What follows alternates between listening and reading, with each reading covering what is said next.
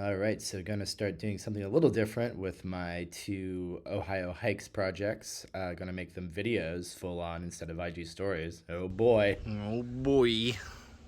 All right, so this is Alum Creek State Park, which I hiked on Saturday, March 19th, 2022.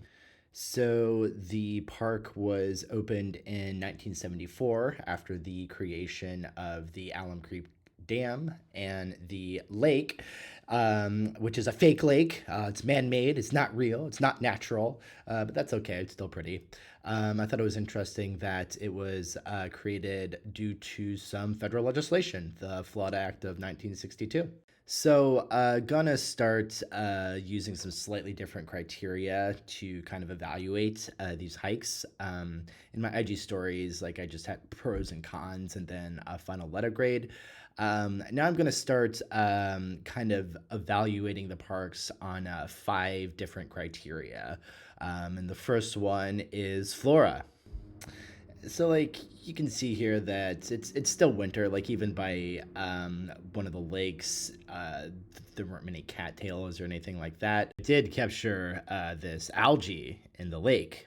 Very exciting here. But yeah, it's still winter. No leaves on the trees yet, but that's fine because it's still pretty. Flora gets a B. So, as you can probably tell by this footage of this particular creature, that the next criteria is fauna. I saw 2 deer. They kind of startled me, like I wasn't paying attention to the trail really, and I saw them and they walked away a little bit, but this one kept nearby enough, and I could film it a little bit. Also saw a non-pileated woodpecker with a red head. The species name is probably red-bellied woodpecker. Unfortunately, didn't see any pileated woodpeckers, but that's okay. Also saw some of these fuckers, geese. I think geese are kind of fun. I don't know, they're assholes, but I'm always glad to see them at parks that I go to. One of my favorite moments of the hike was when I saw this bird of prey that I couldn't identify. I saw it, got out my camera to try to catch it again. I was deeply confused because I just didn't know. What is that? Looks like a bird of prey, but is that a hawk of some sort? Damn.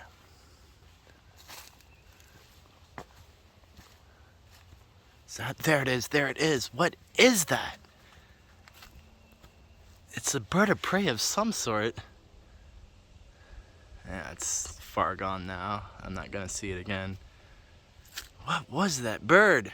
My best guess, just due to the rapid wing beat, is that it was one of these things, which is called no shit, a merlin. But the coolest thing was probably, just the sound of the birds.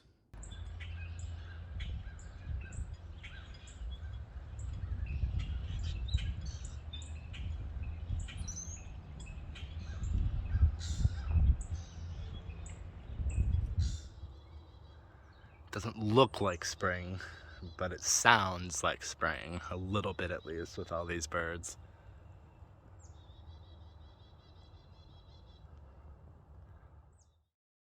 So yeah, the fauna was probably the best part of the entire hike. It's a solid A for the fauna.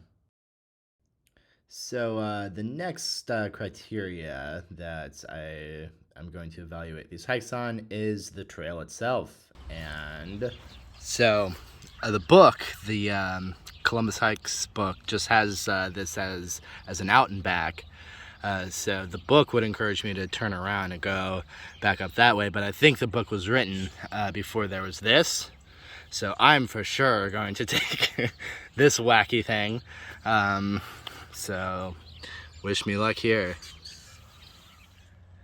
See, like, I don't like it when trails require you to pay 100% attention to where your foot is going next. I like to be able to look around at the surroundings, etc., but when it's this muddy, and like a little mud is fun, right? But when it's this muddy, my fault for, you know, taking a hike after after it rained for a bit. But yeah, if it's this muddy, it's just not as fun because you just have to pay attention to each step. It's just slow going.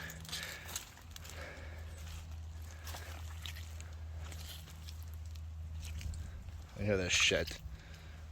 Luckily, I have hiking boots that, as long as they don't go over my socks, that's when it's really gross.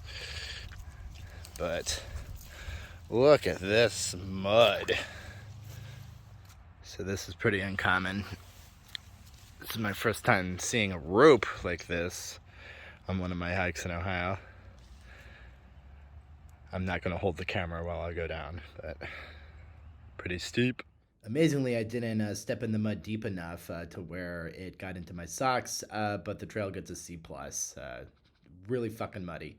So the next criteria is landscape. I thought the landscape at Alum Creek was very pretty for the most part.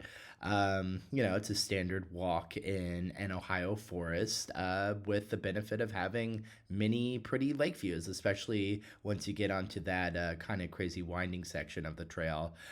So yeah, I will give the landscape an A minus.